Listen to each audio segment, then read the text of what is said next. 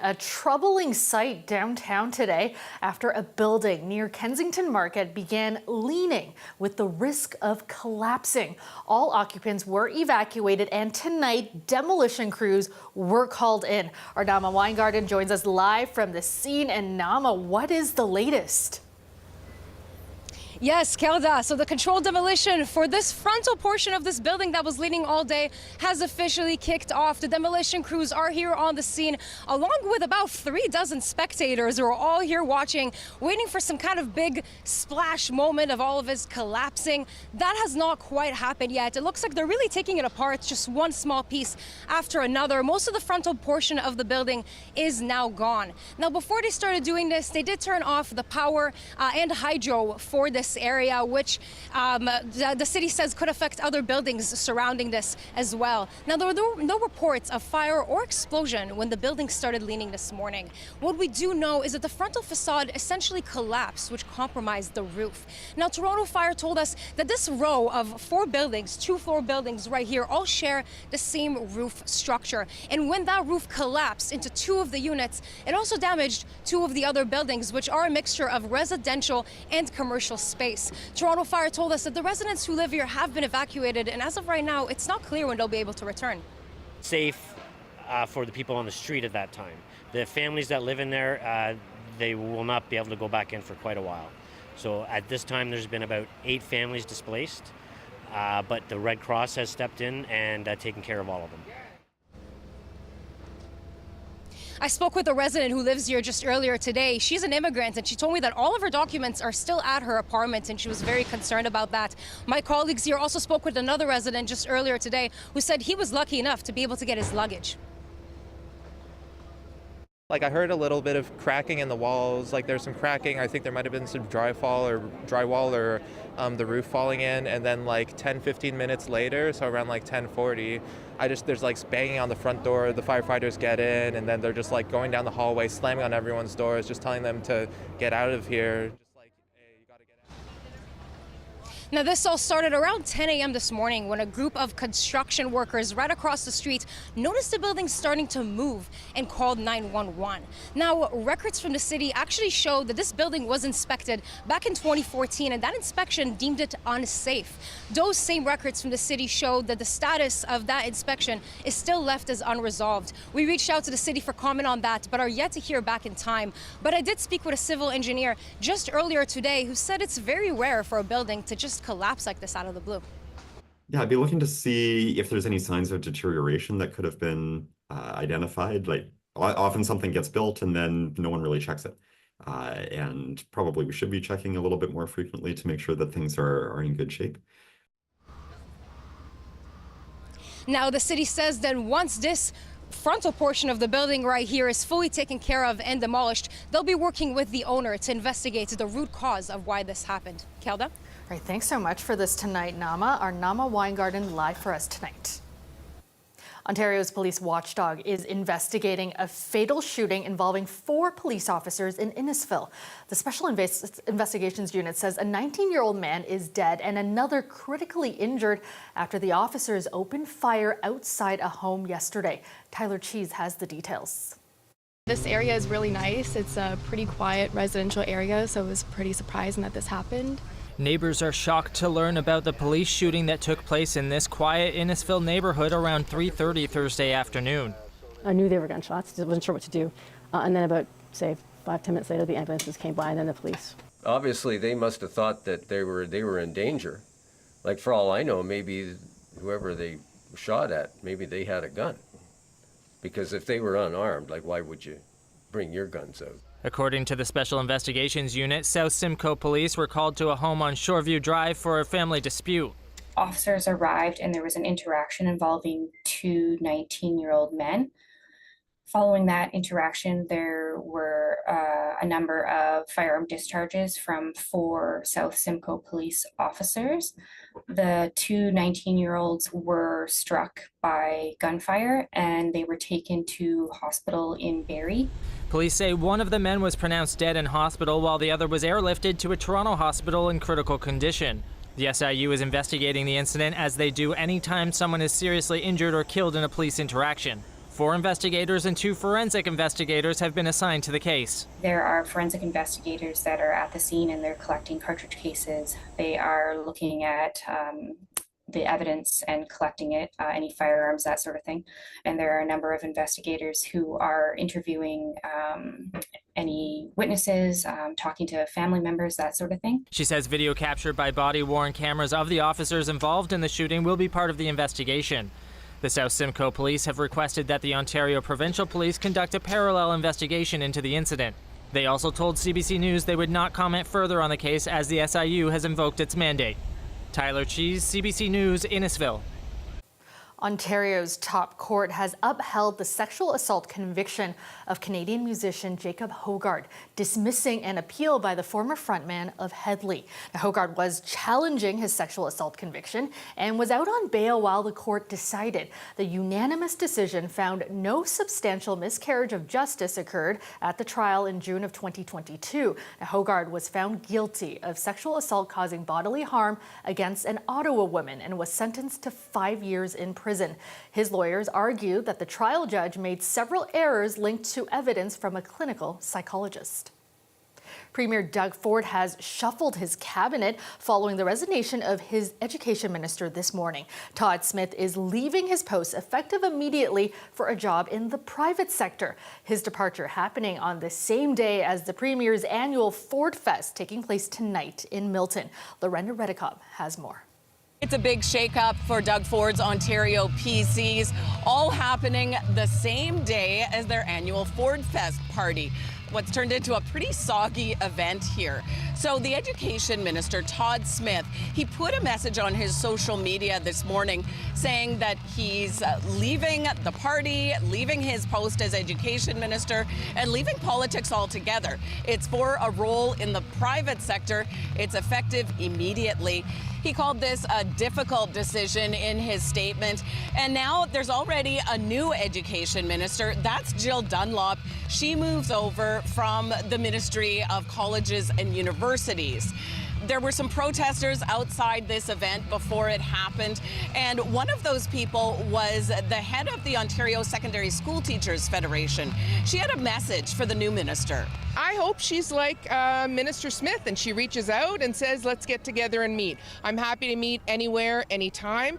Again, I don't expect her to say, yes, everything you want. No, but we do need to work together because the students of Ontario deserve better, and there's pathways forward that we can make to make sure that there really is that true stability on both parts, not just on the worker part. What she says she liked about Todd Smith as education minister, even though he was only in that role for about 2.5 months, is that she says when he became education minister, he immediately reached out. They tried to sort out a meeting. It never did happen, and now she says she knows why it was probably difficult over the last couple weeks. We also heard a response from the opposition. Now, this is all happening just a couple weeks before the school year happens. Marit Stiles from the NDP says this is bad timing. The system is in a lot of disarray right now. And so the fact that a minister of education who's just been in the job for just a few months is jumping ship just when we are counting on things to be fixed, it's really a terrible time for this. And I think people in Ontario deserve better. Several media outlets, including the Canadian Press, are reporting that, according to sources, Todd Smith was unhappy with his move to the education portfolio. He had been the Minister of Energy before that. However, some conservative strategists say they don't believe that that's the story here and that this was just he had a great opportunity with the private sector. Every time there's a ministerial resignation, everyone looks to see, is there another story to this? I don't think this is one of those stories. I think he got a great job opportunity, and after a long time in politics, and he got all the things done in energy he wanted to do. Premier Doug Ford, he didn't speak with us tonight here at Ford Fest, but he did respond on social media thanking Todd Smith for his service to both the party and the province. And now, in terms of what this means going forward, there will have to be a by-election. That has to be called within 6 months. And Ford Fest this year, it's actually in Milton, which is where the PCs won their last by-election. Lorenda Redekop, CBC News, Milton. Get excited, Toronto. The X is back. The rides are in full swing and the deep fried everything ready to be devoured. The CNE will be taking over Exhibition Place for the next 2.5 weeks. Our Chris Glover was there as the gates officially opened this morning. Kicking off the 145th CNE opening ceremony with a bang.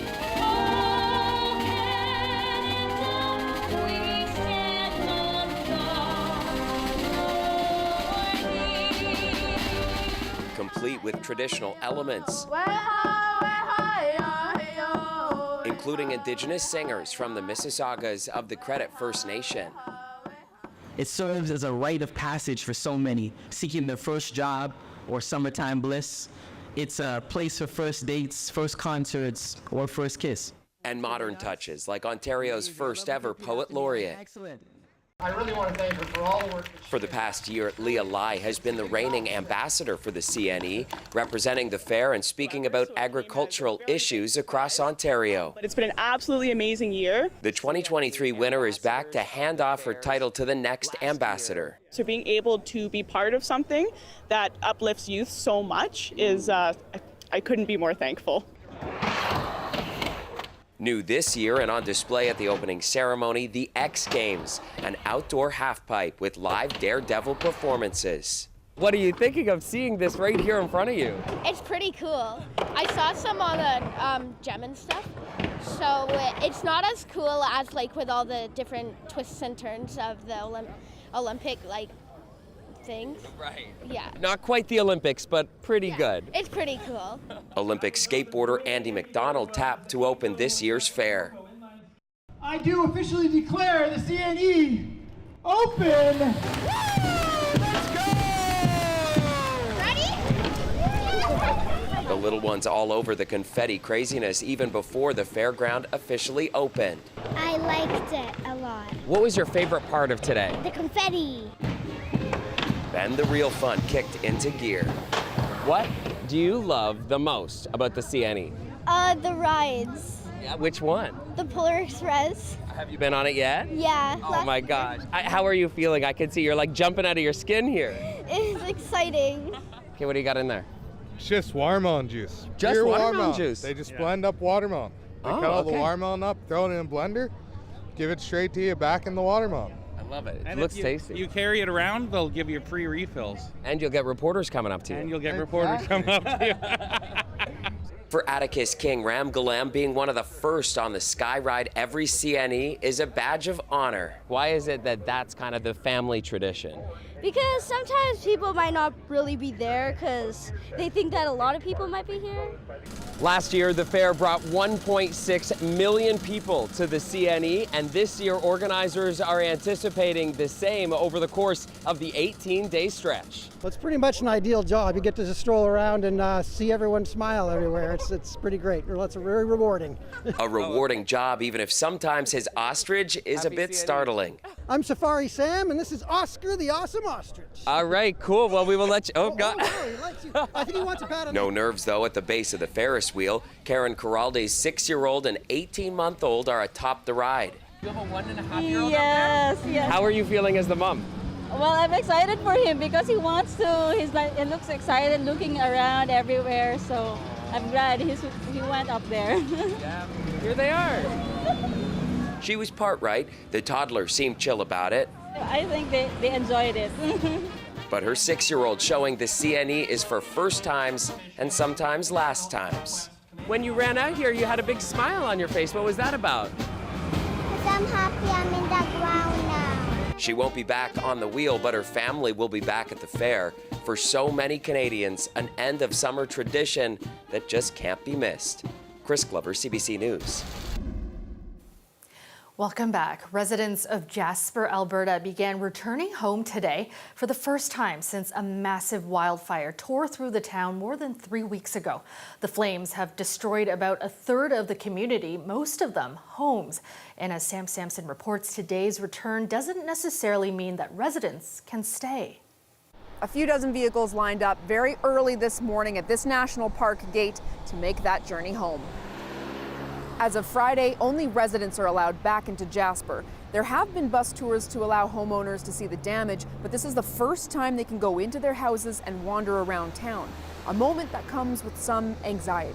It's been 3 weeks to try to digest what it's going to look like and how it's going to be. And like I said, I mean, I'm one of the fortunate ones that seems to still have a house. But there's a lot of people in this town that have completely lost everything. And so we're ready to come back and, you know, get our lives together, but also to help the whole community. A wildfire at the end of July destroyed a third of the town's buildings. Fire danger and other hazards kept residents from returning, and Friday was their first chance to get up close to the destruction. I am at my laundry, where it used to be, at least, if you could see behind me. Yeah, it's all a bunch of, it's a pile of rubble right now. Entering Jasper has been really emotional for me when, you know, it feels to be home, but it feels a little different. Even though residents can come back, not everyone will stay. People with health conditions and even those who are pregnant are encouraged not to live in Jasper until the hospital is back at full capacity. And the municipality says if residents want to stay, they need to bring at least 3 days worth of supplies like food and water. There are so many things homeowners need to think about, even if their house is still standing. That's things like putting the fridges out and taping those up and putting them to the curb. We don't want people to do that until they've chatted with their insurance companies to make sure that they're covered for any of the losses that might occur. Then after that, they're likely looking at cleaning. There would be smoke impacts and damage. There's no timeline for visitors to come back to Jasper. It's a major part of rebuilding and getting back to normal, especially for a community that relies so heavily on tourism. But for now, the municipality says the focus is on those who live in Jasper and helping them come to terms with this new reality. Sam Sampson, CBC News, Jasper National Park. Air quality advisories are in effect across large parts of the country due to wildfire smoke. Cities across the prairies are being blanketed by thick smoke from fires in Alberta, Saskatchewan, and Manitoba. Air quality in Calgary, Edmonton, Regina, and Saskatchewan is ranked at very high risk. Smoke is also impacting parts of BC, Ontario, and Quebec. Environment Canada is suggesting people living in the most affected areas to limit their time outdoors. Stay with us. We'll be right back. Stanley Cup champion Sam Bennett brought the cup home to East Gwillimbury today. It's really incredible to be back here, right at the rink where I learned to play, where I fell in love with the game of hockey, and learned to skate here. Scored my first goal in this rink. He won this year's cup as a center for the Florida Panthers, who beat the Edmonton Oilers in a thrilling 7-game series. Bennett posed for photos and signed autographs at the East Gwillimbury rink near where he grew up in Holland Landing. The Star faced off in the finals against fellow York Region hockey hero, Oilers captain Connor McDavid, who's from Richmond Hill. Now, his message to kids in hockey: with enough hard work, someday it could be you bringing the cup to your hometown. And Rexdale's own Delano Banton hosted a summer festival today in collaboration with Albion Neighborhood Services. You know, when I was growing up, there was events like this, tournaments, guys giving back from my neighborhood. So, I kind of just see the way that was paved from there and try and, take it to another extent to which I can, to the means I can. And, definitely shout out to the Boys and Girls Club for helping it. Shout out to North Kipling, to the Hub, to ANS. Just everyone putting in a piece to help, do something big for the community. Some of the highlights of the event included free back-to-school gear for children and youth, free food, and families were also able to access information on various programs and community resources available to them.